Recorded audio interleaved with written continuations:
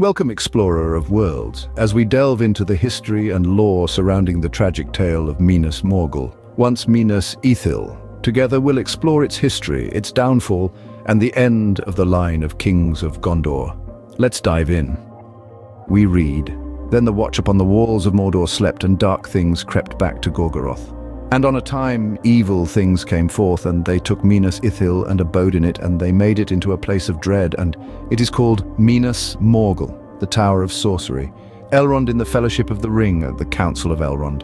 Minas Ithil, the Tower of the Moon, was founded in the Second Age around the year 3320 by Isildur, one of the sons of Elendil. Its creation came in the wake of the catastrophic downfall of Numenor, a tragic event that led the surviving Númenóreans, known as the Faithful, to seek refuge in Middle-earth. Led by Elendil and his sons Isildur and Anarion, they established the realms of Arnor in the north and Gondor in the south. Minas Ithil was erected in Ithilien, the eastern region of Gondor, to serve as a stronghold against the growing shadow of Sauron, who had also escaped the destruction of Numenor, and returned to Middle-earth to build his power in Mordor. The founding of Minas Ithil was a strategic and symbolic act. Strategically, it was positioned near the borders of Mordor, serving as a watchful guardian against Sauron's malice. Symbolically, it represented a beacon of hope and resilience for the Númenórean exiles, a manifestation of their determination to rebuild and prosper in a new land. The city was named after the Ithilien region it occupied, with Ithil meaning moon in Sindarin, reflecting the luminescent beauty of the tower under the moonlight. Isildur's choice to establish Minas Ithil was influenced by both his lineage and his foresight. As a descendant of the Númenórean kings, he understood the importance of establishing strongholds to protect and unify the newly founded realm of Gondor. The city was not only a military bastion, but also a cultural and scholarly center, where the arts and knowledge of Númenor were preserved and continued. However, the beauty and strength of Minas Ithil were not to last. In the year 3429 of the Second Age, Sauron, seeking to extinguish the last remnants of Númenórean resistance, attacked the city. Isildur was forced to flee, and though he would later play a pivotal role in the last alliance that temporarily defeated Sauron, Minas Ithil fell into darkness. It was only after Sauron's defeat that the city was reclaimed, but the shadow cast over it was a harbinger of the struggles to come. The Third Age saw the rise of the Witch King of Angmar, a being of immense power and malice, the chief of Sauron's Nazgûl. In 2002 TA, the Witch King turned his gaze towards Minas Ithil, coveting its strategic and symbolic significance. The city fell after a 2-year siege, and under his rule it transformed into Minas Morgul, the Tower of Dark Sorcery. From this fortress, the Witch King directed the forces of Mordor, casting a shadow of fear across the lands of Middle-earth. King Eärnur of Gondor is a tragic figure in the annals of Middle-earth, whose fate is intimately entwined with the dark legacy of Minas Morgul. The son of King Eärnil II, Eärnur ascended to the throne of Gondor in the Third Age 2043, during a time when the shadows of the past were stirring anew. Eärnur's story is marked by his valor and his feud with the Witch King of Angmar, the Lord of the Nazgûl, who had centuries earlier wrought devastation upon the northern kingdom of Arnor. The Witch King's hatred for Eärnur was kindled during the Battle of Fornost, where the forces of Gondor, allied with the elves of Lindon and the remnants of Arnor, achieved a decisive victory against the forces of Angmar. The Witch King was routed from the field by Glorfindel, but as he fled, he threw down his gauntlet before Eärnur, challenging him to single combat. Eärnur, eager to engage, was held back by Glorfindel, who prophesied that not by the hand of man would the Witch King fall.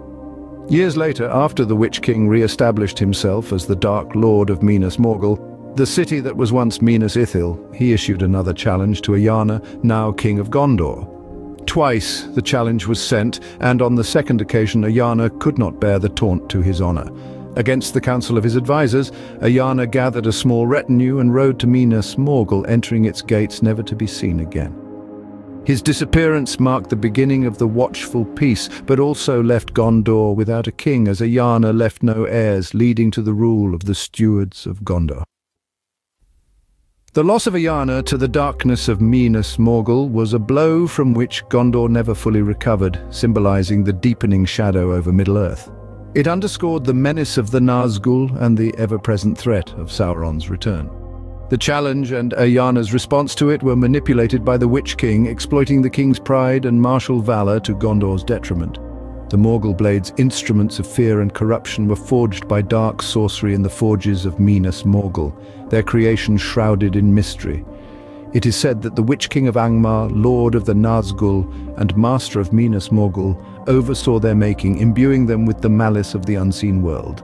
These blades were designed with a singular, sinister purpose: to ensnare the living in the Wraith world, binding their wounds with an unbreakable curse that slowly turned the victim into a shadow of their former self, a process that Frodo Baggins narrowly escaped with the aid of Elrond in Rivendell.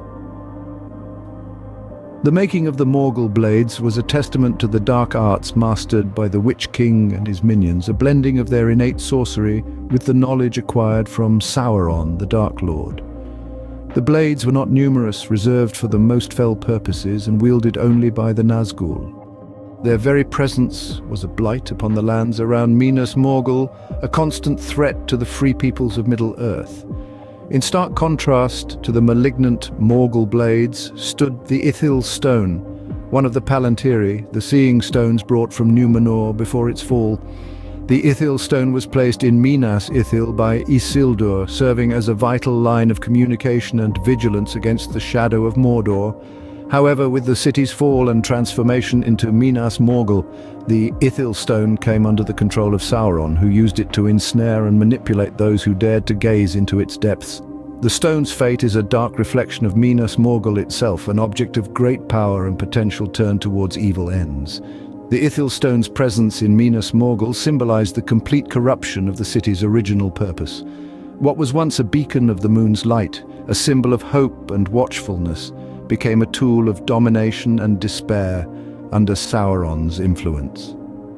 The stone's ability to connect distant places and minds was perverted to serve the Dark Lord's will, spreading his influence further across Middle-earth.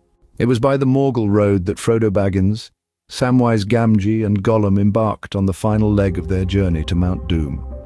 The sight of Minas Morgul, with its eerie glow and air of death, served as a stark reminder of the peril they faced, symbolizing the corruption and decay that Sauron's reign had brought to Middle-earth. The Witch King led the forces of Minas Morgul to the gates of Minas Tirith in the climactic battle of the Pelennor Fields. His death at the hands of Éowyn and Merry Brandybuck marked a turning point in the war, signaling the beginning of the end for Sauron's forces.